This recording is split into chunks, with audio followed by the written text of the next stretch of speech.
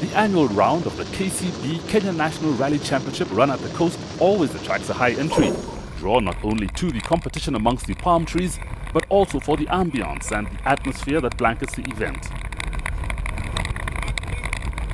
It was the KCB SNL Mortgages Rally, the fifth round of the 2012 series, with the crews gathering for the pre-event check at the luxurious Leisure Lodge Resort, which overlooks the Indian Ocean from its prime location on the famous Diani Beach. The sharp end of the entry was, as always, loaded with potential winners, including the championship leaders Carl Tundu and Tim Jessup, who were still reveling from their safari victory. They were up against their teammate Alistair Kavanagh and the other Evos of Ian Duncan, Peter Horsey and Azhar Anwar, with Baldev Chagar once again hoping to break the Mitsubishi stranglehold. Adding its name to the list of countrywide start venues was the sprawling coastal town of Ukunda, a short distance inland from the sea. Here, the residents lined the roadside as the 63 cars entered. Each took their turn to come under rally orders as they were flagged away.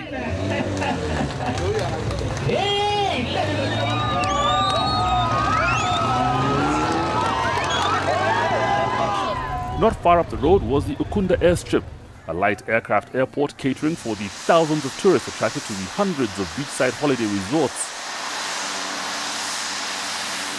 Today it was serving as a backdrop to the first stage of the rally, a 1.6-kilometer spectator stage run along the perimeter fence line. Thousands turned out to watch, captivated by the speed and glamour of the whole spectacle.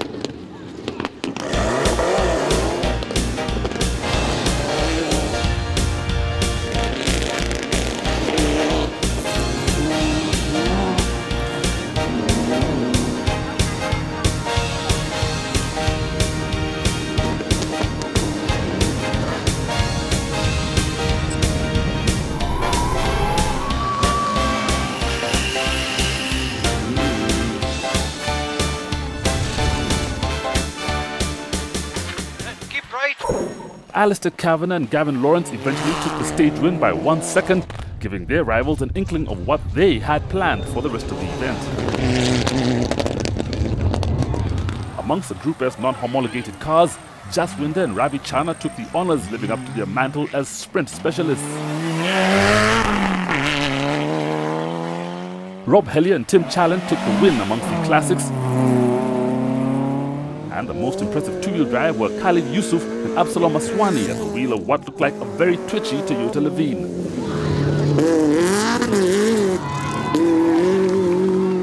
The stage was the only competitive on day one, and the cars returned to Leisure Lodge, where they were regrouped and held overnight. It was Alex Horsey and Tariq Malik in the home-built special who had been drawn to lead the field, heading towards the first of the rally stages early the following morning. 6 stages made up the competitive rally distance of 188 kilometers, starting with a long 78k stage before the first of 2 service breaks at Mwachenda. This was followed by 3 shorter stages before another run around the spectator stage just before the finish.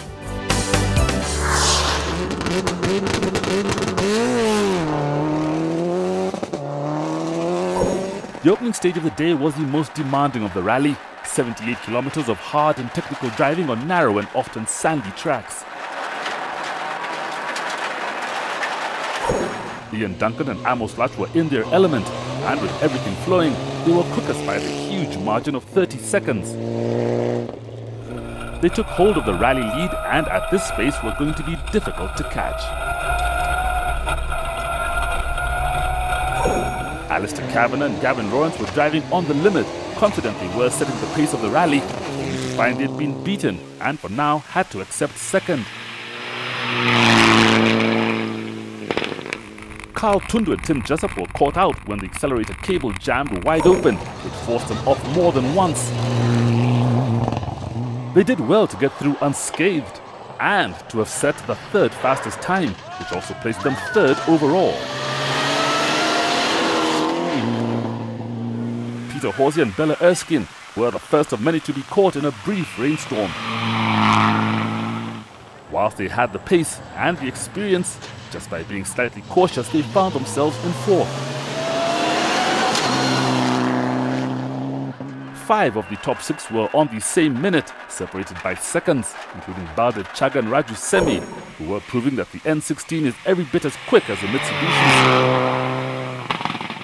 They were in 5th.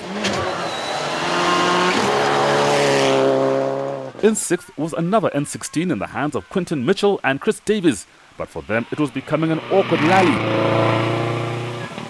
All 4 dampers had blown, but even more alarming was that the navigator had passed out. 20 k's from the end, Chris said to me, he said, "Sorry mate, you're on your own," and then passed out. So it's been an interesting day. He's catching up on his kit from last night.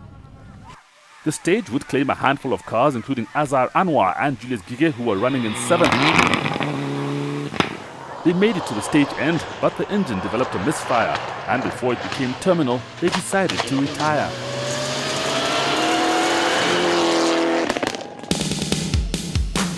It was too early in the event to make predictions, but for now, Ian Duncan held the lead by 29 seconds from Alistair Kavanagh, with Carl Tundo in 3rd. Less than 2 minutes separated the top 6. After the 78k stage, the crews were well settled in and were now focused on claiming their rightful place on the leaderboard as they tackled the next 55-kilometer section.